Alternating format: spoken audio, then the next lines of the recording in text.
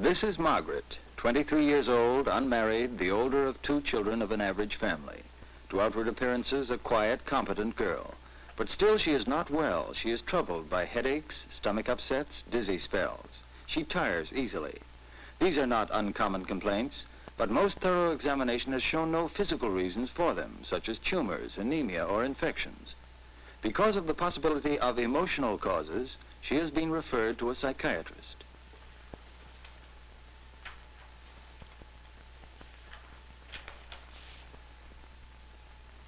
But I do have these awful headaches. I don't just imagine them. Of course you don't. Tell me about your most recent one. It was only last night. I left the office at about the usual time.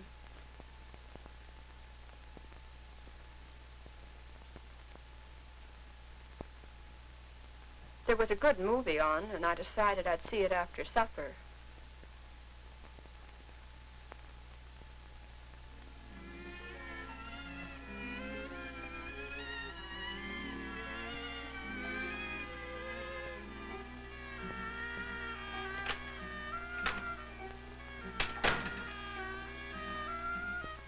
Hello, Daddy. Oh, Margaret. You back? Hello, Mar. Hello, Jenny. How's my handsome daddy tonight? Oh, go on. Let me read my paper.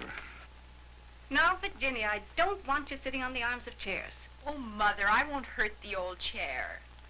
Oh, she's all right. William, have you fixed the furnace? Why do I have to remind you of everything? Margaret, you look tired. I'm all right, Mother. Well, come to supper, all of you.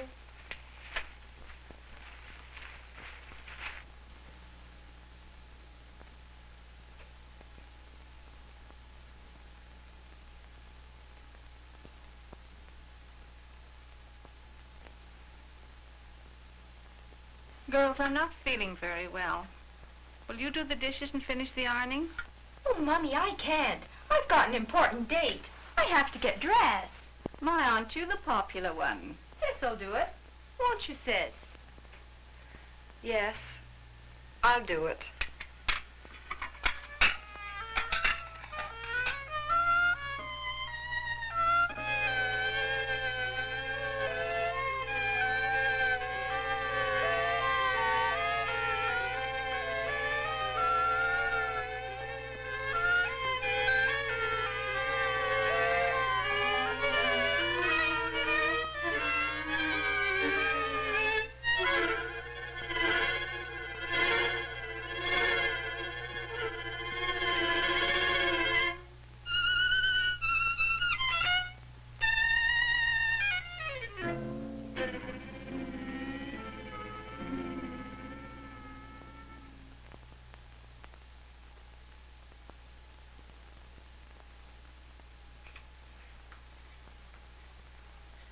Sorry I couldn't finish, Mommy. I'm not feeling very well. Another headache?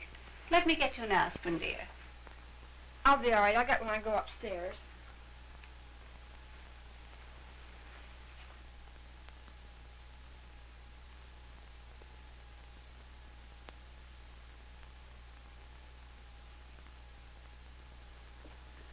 Giving up a decision to see a movie in order to help with the housework is not out of the ordinary in itself. But when this is followed by feelings of more than usual tiredness, nervousness, and discomfort, it suggests emotional difficulties which the patient herself does not understand.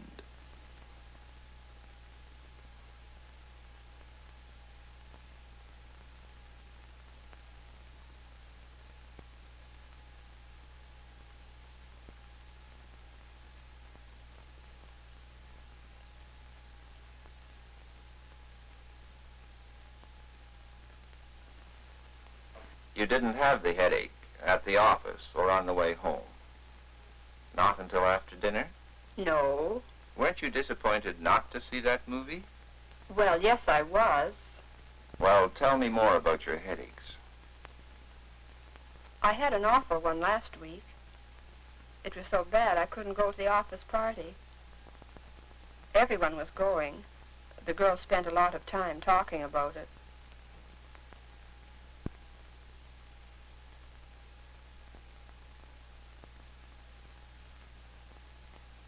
I was going to get a new blouse to wear with my blue suit. There was a sale the day before the party. I was going after work.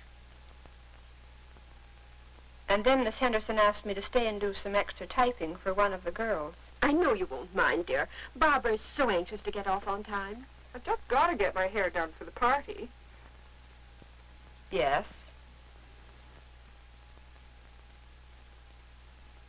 Thanks, Marg. You're a dear.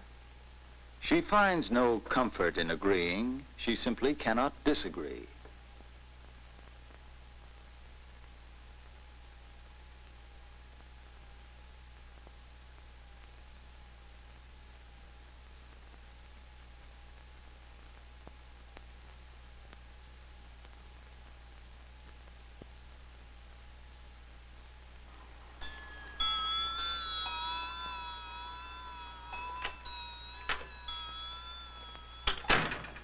Margaret? Yes, Mother.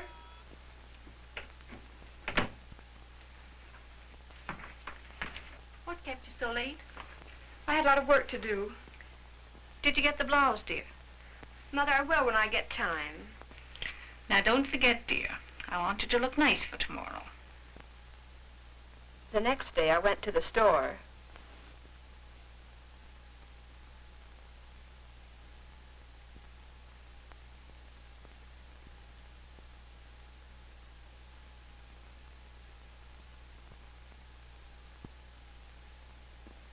There was one the salesgirl wanted me to buy. It reminded me of one of my mother's. She said it was just right for me. I wasn't sure. The inability to say no, easily persuaded against her own feelings. She accepts other people's choices and not her own, for which she suffers.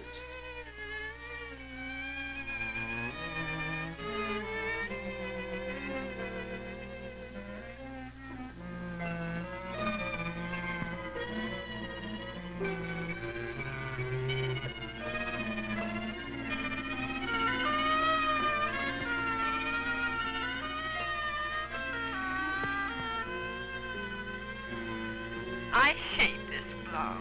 Her dissatisfaction and disappointment result in the familiar headache and the feeling of utter weariness.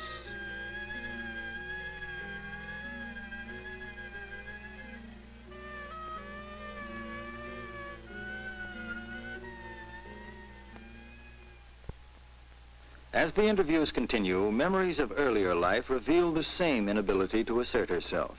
It gradually becomes clear that this developed from the fear of losing love and of not being wanted. A school friendship.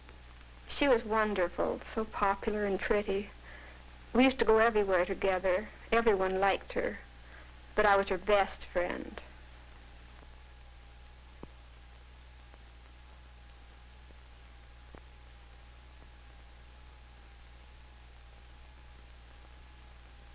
The friendship gave the patient a feeling of being wanted and useful. She enjoys her friend's successes without exposing herself to dangers of competition. She dreads competition. But, living through the friend, she cannot satisfy her own need for expression.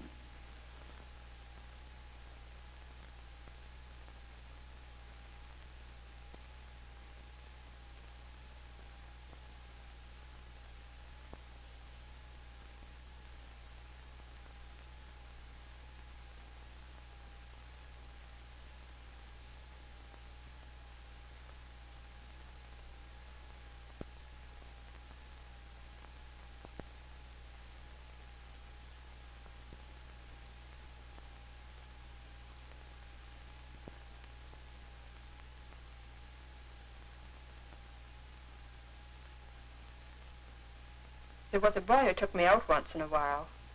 He was very nice.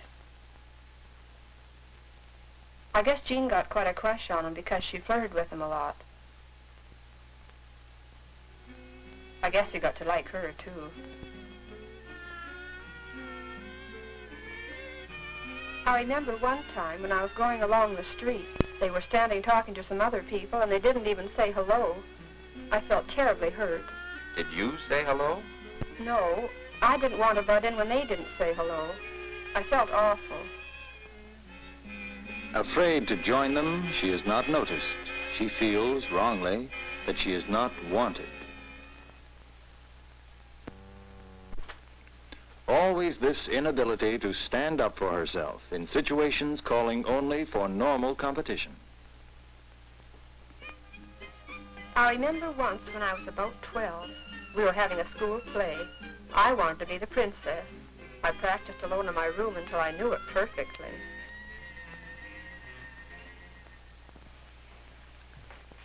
All right, now we want to choose a princess. Who wants to be first? All right, Jean. A fairy went to marketing. She bought a colored bird. It sang the sweetest, shrillest song that ever she had heard. She sat beside its painted cage and listened half the day. And then she opened up the door and let it fly away. All right, Margaret, it's your turn.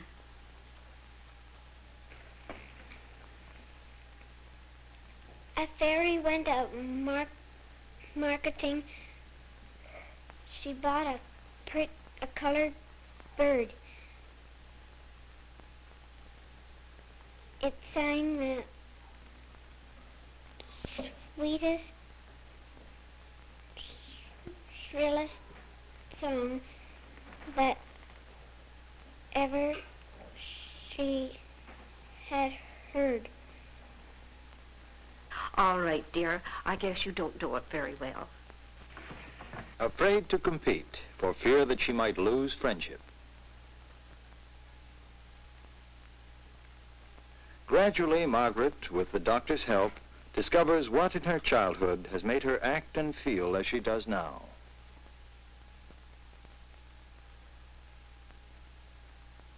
Margaret was sheltered too much as a child. Her well-meaning but over-anxious mother often discouraged her by exaggerating the dangers of everyday life.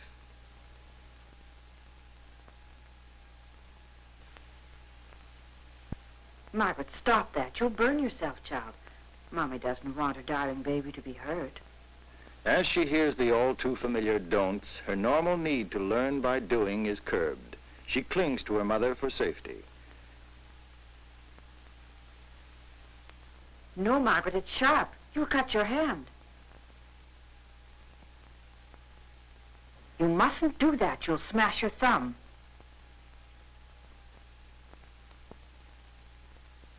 Margaret, how many times must I tell you not to climb? You could fall and break a leg. Darling, those are sharp scissors. You'll cut off your fingers.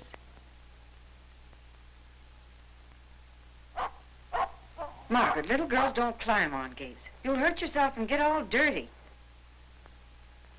Mommy wants you to be her good little girl and keep neat and tidy. Love, Mommy?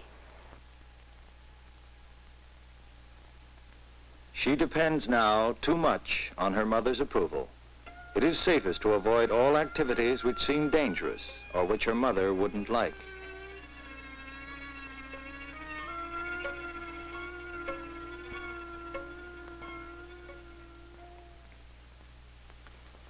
A little sister. Now mother's affections must be shared.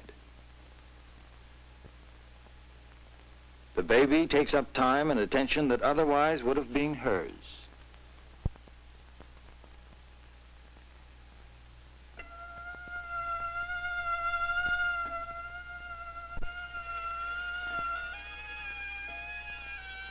When she feels insecure, she seeks protection, but too often she chooses awkward moments to ask for it. No, go and play. Daddy's busy.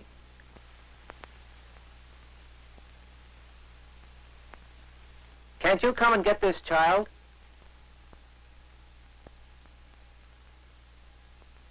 Normal rebuffs are exaggerated by her feeling of insecurity. She has too few devices to turn to. Normal activity has already been too much discouraged. When she cannot get attention, she feels she is not wanted. She competes for the attention she feels she must have.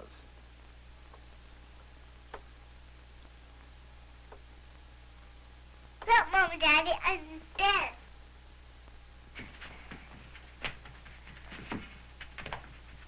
Mommy and Daddy don't love little girls that show off.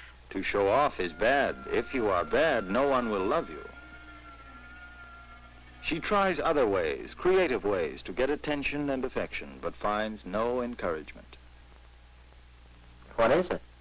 A little girl and two bears. I've never seen a bear that looks like that.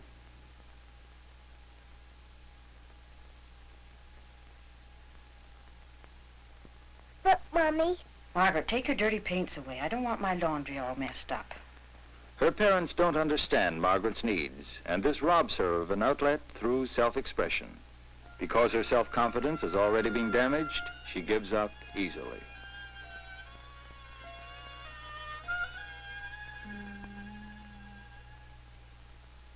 Can't you look after this child? Look after yourself. I'm busy.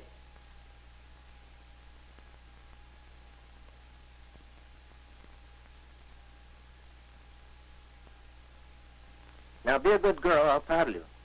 She learns to be a good girl, to do what she is told. This gains her very little, but she runs no risk of losing approval. Margaret's parents are not unusual. Parents who are fond of their children can still discourage them from growing up active and competent. You're being a good girl.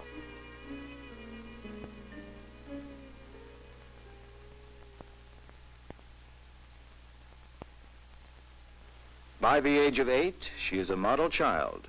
What she has been made, she now is. She never quite grows up. Even as an adult, she is still the good child. In order to grow up, she must learn how to face up to her difficulties. The model child does not necessarily become the happy adult.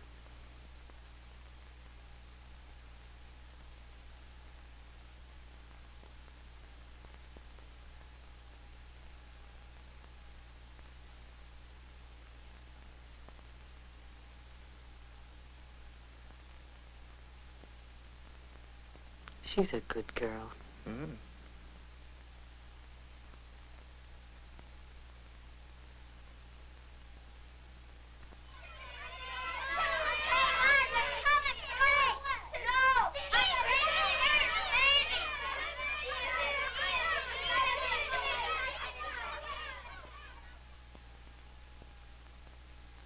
By now, she is able to work out her personal problems with others in a group under guidance. In this understanding environment, Margaret finds that she is not alone with her difficulties. She feels that she belongs. She is no longer so afraid to express her real feelings and to assert herself. One that is featured in many of the fashion magazines. It's the new spring shade in blue. It's a very sensible walking shoe and yet a very dressy shoe. I have your size in this. She is not so bound by the crippling ties of childhood. Take this one, Margaret. Be a good girl, we won't love you. Margaret, do as you're told.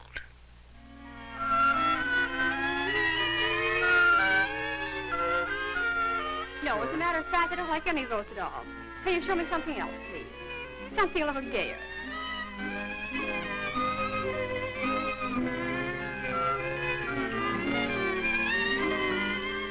With new understanding, her headaches bother her less. Having fewer conflicts, she has fewer symptoms. In all her contacts at home, in the office, and with her widening circle of friends, she is beginning a new life. Some lessons of childhood can be learned too well and carried over into adult life. Sometimes they can become the source of illness which has no discoverable basis in physical conditions. Through increased understanding of these factors, the individual learns how to stand up for himself. He becomes more and more able to take part with confidence and satisfaction in the world of his fellow men.